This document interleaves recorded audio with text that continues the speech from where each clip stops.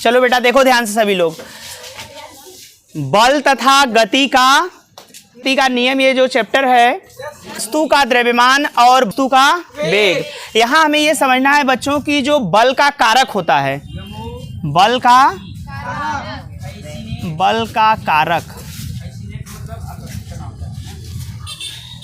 का कारक दो बातों पर निर्भर करता है। पहला है वस्तु का द्रव्यमान, दूसरा है वस्तु का वेग। और आप जानते हैं कि बल F बराबर क्या होता है, यमए। क्या होता है, यमए। और द्रव्यमान गुणे त्वरण, बल बराबर द्रव्यमान गुणे क्या होता है, त्वरण। बल क्या होता है, बल वह धक्का व खिंचाव है जो किसी गतिशील वस्तु को स्थिर कर दे अथवा स्थिर वस्तु को गतिशील कर दे अथवा करने का प्रयास करता है। बल वह धक्का व खिंचाव है जो किसी वस्तु की स्थिति में परिवर्तन कर देता है या परिवर्तन करने का प्रयास करता है, बल कहलाता है। संवेग की बात करें तो यहाँ पे संवेग बराबर क्या होता है, द्रव्यमान गुणे वेग।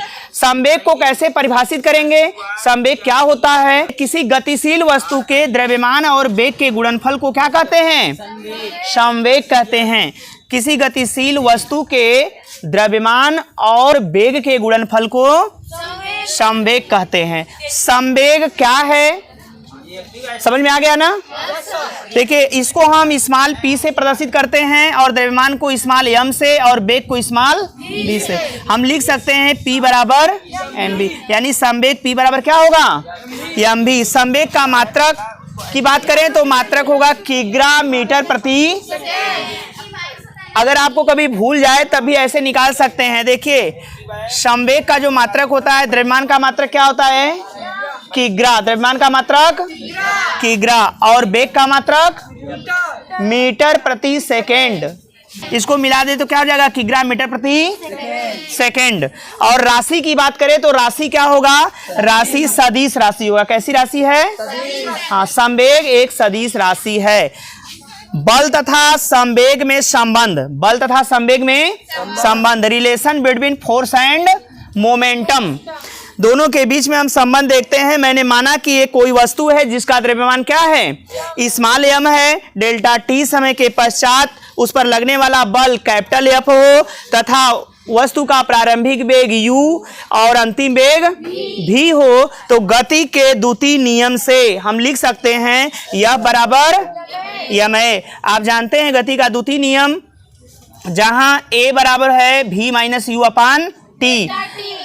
ए क्या है, त्वरण। क्या है, वस्तु द्वारा उत्पन्न त्वरण है और इसको हम लोग कहते हैं वेग परिवर्तन बटे समय अंतराल।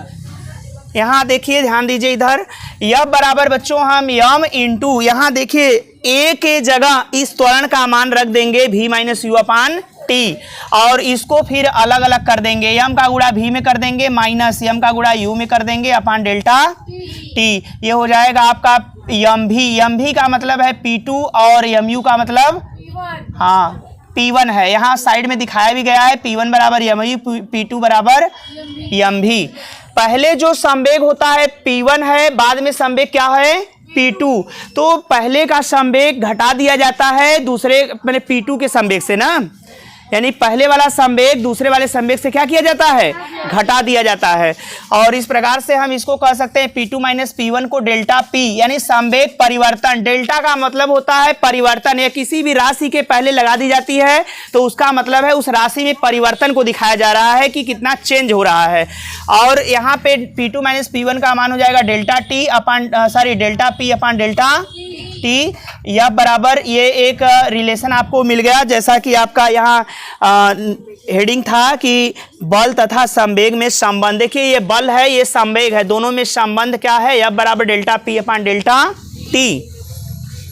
यह बल है और इसको बोल सकते हैं संवेग परिवर्तन की दर। दर इसलिए बोला जा रहा है क्योंकि इसको विद रिस्पेक्ट टू टाइम, समय के सापेक्ष इसको लिया जा रहा है ना। संवेग को जब समय के सापेक्ष लिया जाता है तो उसको बोला जाता है परिवर्तन की दर, है ना, संवेग परिवर्तन की दर।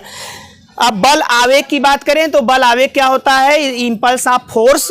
यह बराबर डेल्टा P अपान डेल्टा टी, ऊपर से आप देख रहे हैं यहाँ से, है ना।